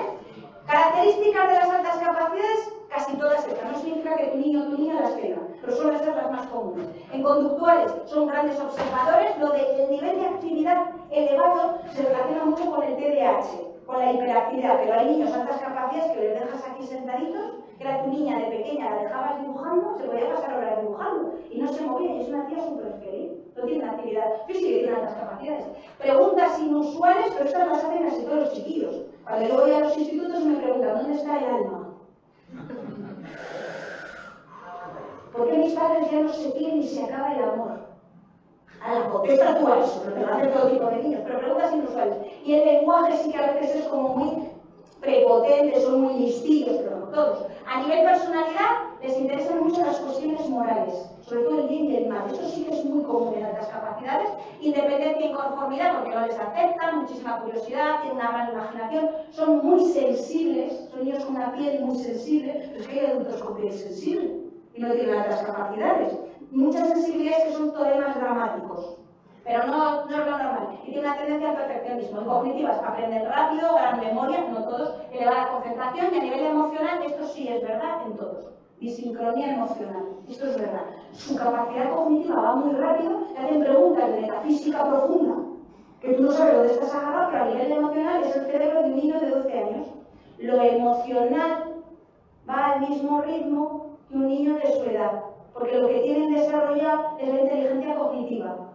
Incluso a veces son más inmaduros e infantiles, porque su proceso biológico, suena esto que estoy contando ahora, es corto. Madura cognitivamente, pero el emocional lleva su tiempo y es lento. Y sí que es verdad que son un poco vulnerables emocionalmente. El libro muy bueno, este está muy bien, si no lo habéis leído, los que más saben, en el norte de España de altas capacidades están en Oviedo. A mí no me parece. Es un libro que le vas a leer y igual identificas algunas cosas de tu hijo y otras no, pero está bien escrito. ¿Sabes? No es de estos que te cuentan chorradas, sino que de pronto entiendes por qué de pronto tu niño cuando comía, los tropezones de comida no le gustaban, o el tacto es como muy hipersensible y odia la arena, y eso a veces es indicativo de las capacidades, ¿no? Con lo cual, el libro está bien. El desarrollo es asincrónico, lo que os decía, tiene una gran capacidad para emocionarse, y respecto a su ser, muy rápido lo de la baja autoestima. Pero esto depende, hay niños que tienen una autoestima que va por ahí arriba, porque la autoestima depende de la personalidad de los...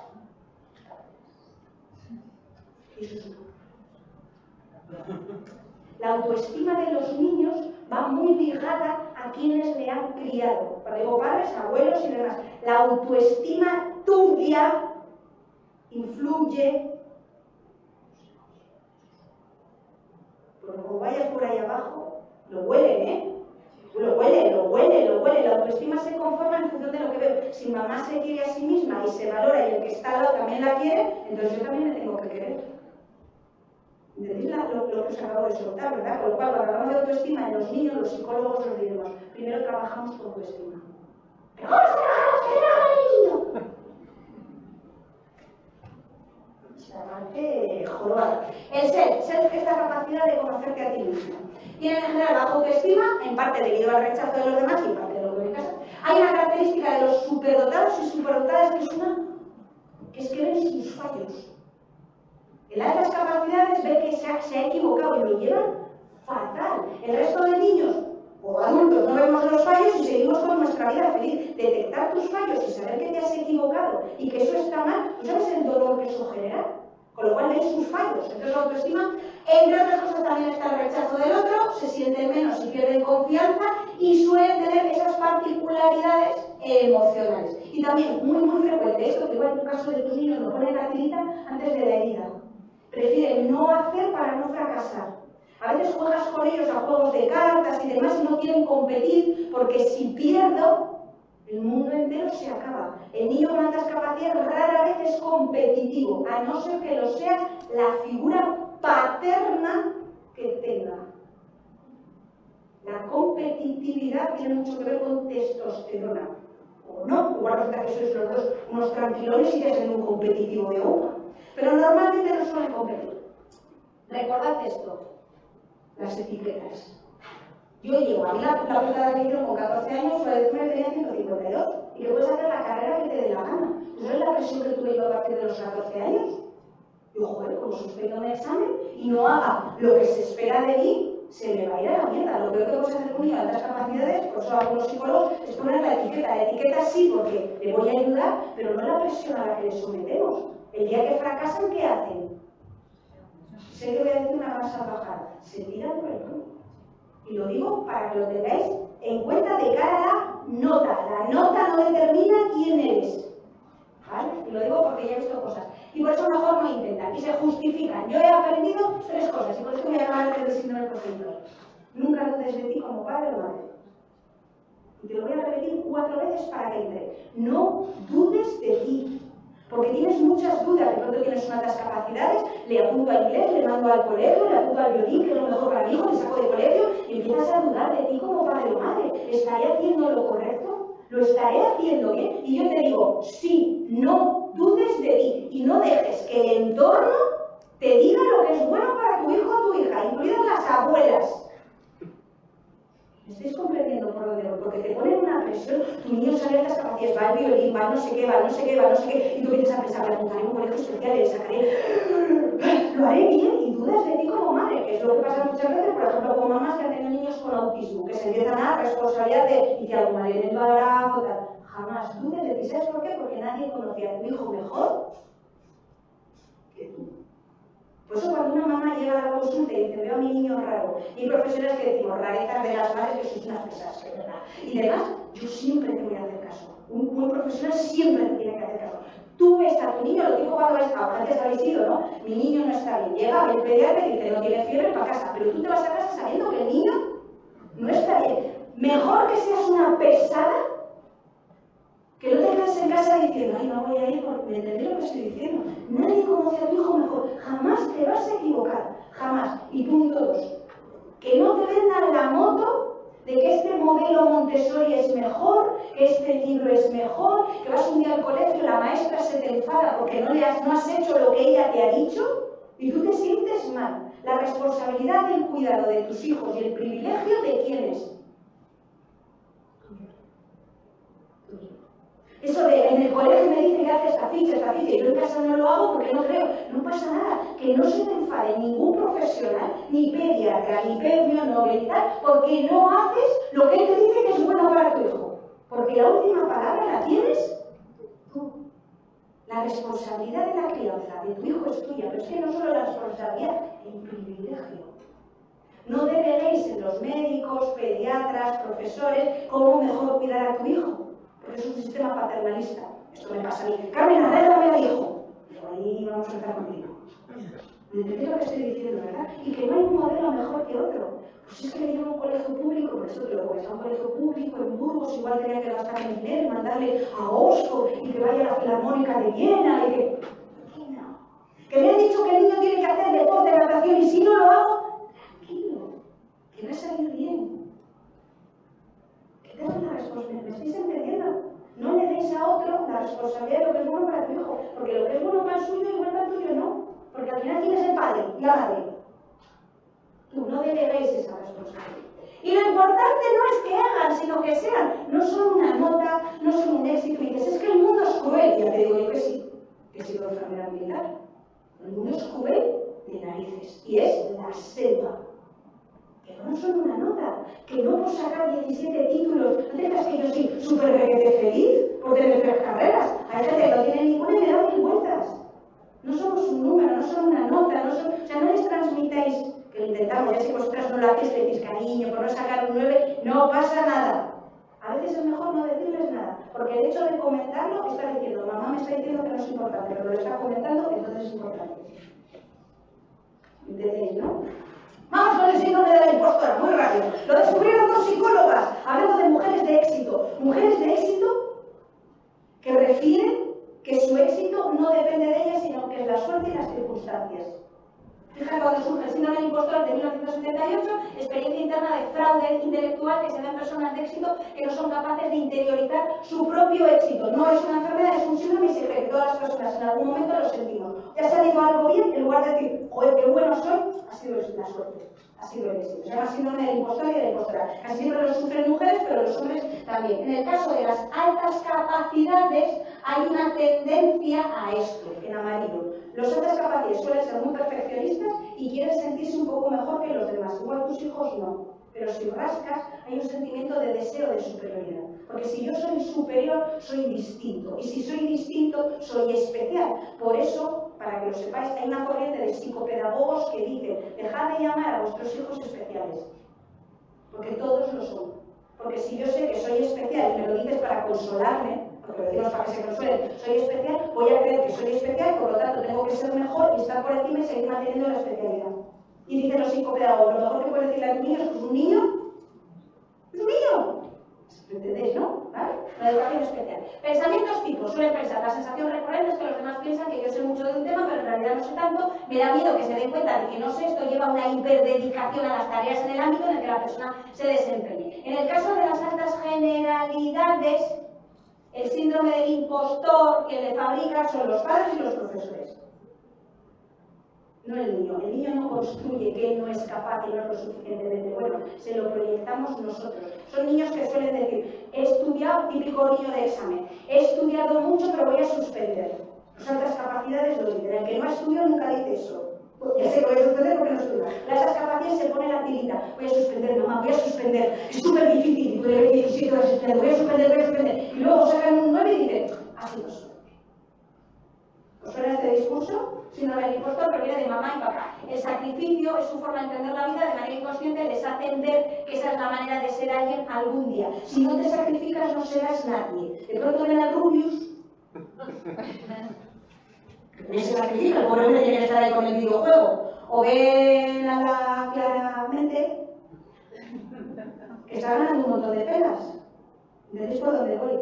Con lo cual, lo del sacrificio no lo encajan bien. Más, se cree que todos en algún momento tenemos esta sensación, creamos nuestra autoimagen a partir de lo que se espera de nosotros, de ahí el tema de las redes sociales, y esto, lo de la envidia. Tus hijos les tienen envidia seguro. Porque como sacan buenas notas, la envidia, ya te doy la mala noticia, viene marcado genéticamente en los genes de todas las personas. Somos envidiosos por biología, porque la envidia me ayuda a desear lo que tienes y a superarme. Esa es la envidia positiva. La envidia negativa es, yo no estoy bien, tú tampoco lo vas a estar, pero te jodes. Os suena, ¿no?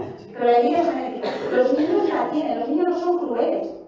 Los niños lo que hacen es sacar la biología adelante y la envidia les pasa factura. Y va muy vinculada a una cosa que se llama locus de control. Locus de control externo, personas que creen que todo viene de los demás. Nací gorda porque mis padres me hicieron gorda. ¿Os suena? He sido una desgraciada porque la vida me hizo así. Me va mal en la vida porque mis padres no me educaron. He tenido mala suerte porque mi marido, todo el que culpa de todo lo que le pasa a los de fuera, tiene locus de control externo. Locus de control interno. Soy capaz de asumir la responsabilidad que tengo de lo que me pasa. ¿Que he ido mal en la vida? Pues hombre, alguna decisión habrás tomado. Que tenga que ver. Los niños con altas capacidades tienen demasiado locus de control interno. Son los culpables de que el mundo se acabe. Todo lo llevan a yo soy la culpable, yo lo he hecho mal y demás. El resto de niños que viven con más felicidad tienen locus de control externo. Son los que dicen, he aprobado, me han suspendido. Locus de control interno, yo he aprobado. Locus de control externo, me has suspendido. ¿Quién me ha suspendido? El profe que me tiene a mí. Vale. Muy rápido, nada, el modelo de ciclo del impostor que no me interesa. Y aquí hay algunas clasificaciones del síndrome del impostor. Está el que es la parálisis por el análisis. Mamá, no lo voy a hacer hasta que no lo tenga requete perfecto. Parálisis por análisis. Igual donde estéis trabajando hay alguien que es así. Hasta que no esté perfecto, no arrancamos. El perfeccionista, el que esconde la luz en el armario, yo lo hice.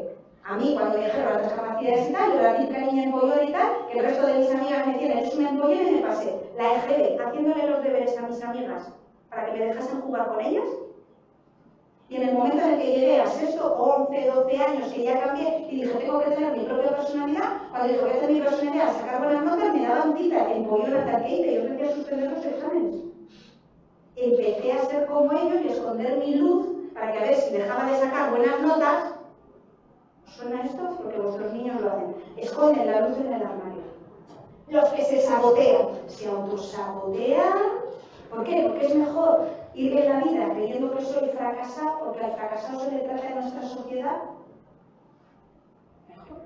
Niño, niña buena. Esto también lo tenéis en casa. El síndrome de la niña buena es que lo hago todo bien. Soy tan perfecta que me vas a querer siempre. Y se acostumbran a ser buenas para que las quieras. Eso se aprende mucho más temprano. Pasos para tratar el síndrome del impostor: reconocerlo, controlar la voz interior, hacer una lista de tus logros para que lo hagas con tus hijos. Aceptar los elogios, no los aceptan bien. Eres una persona maravillosa, te lo voy a decir yo. Eres guapa. Te estoy diciendo, eres inteligente y eres un tío que vale mucho. Los elogios los encajamos fatal. ¿Por qué?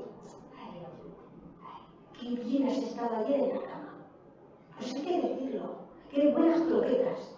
El elogio le encajamos peor que el insulto. Hay que encajar el elogio. Adoptar, por cierto, porque de narcisismo nunca vamos sobrados. Es que si se lo digo, mi hijo se lo va a creer. Mejor que ya se encargará el mundo de quitárselo.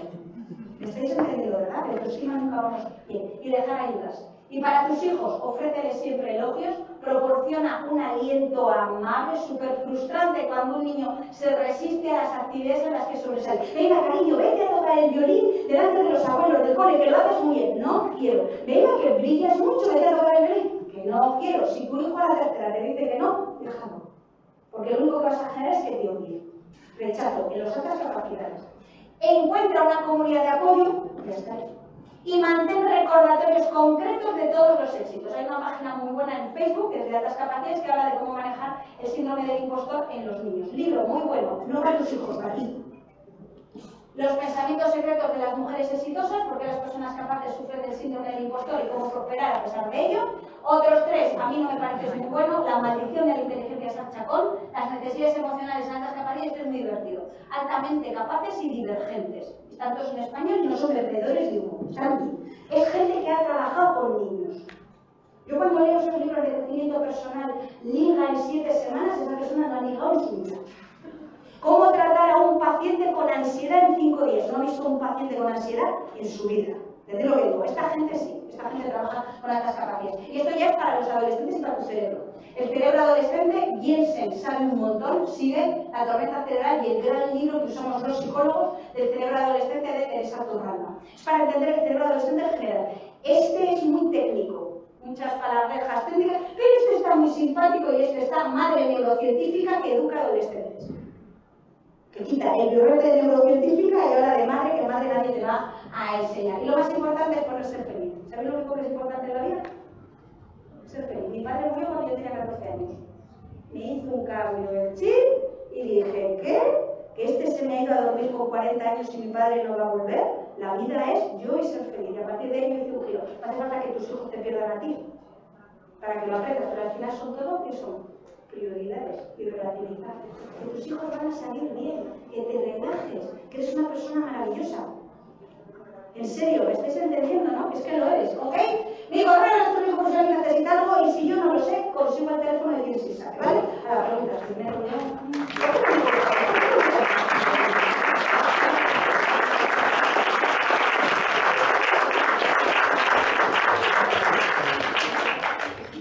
pues ala, preguntas que no nos va a dar tiempo, alguien me tenía que haber contado. Y si no, las recopilas y yo las mando por escrito. Sí, se puede hacer también. Ahí, tienes a alguien.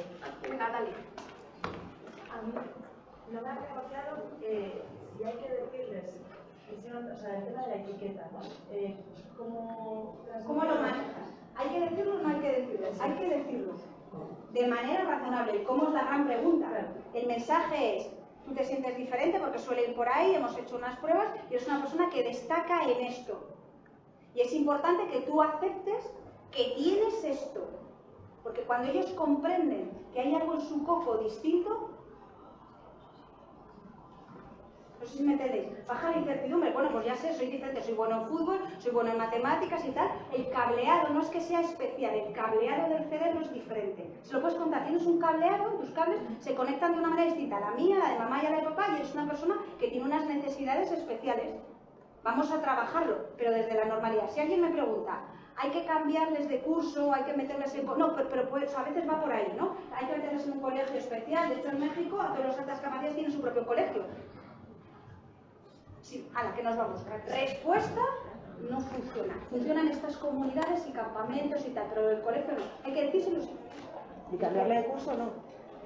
Porque es lo primero que te proponen desde la educación. Van a ir con un niño de 16 años cuando ellos tienen 14 y su cerebro emocional tiene 14, no 16. A partir de ahí, los hay que cambian de curso y les va genial, y los hay que cambian de curso y es lo peor que puedes hacer en su vida. Tú como madre, ¿qué harías? Y te dice lo que diga el profesor. Nos vamos.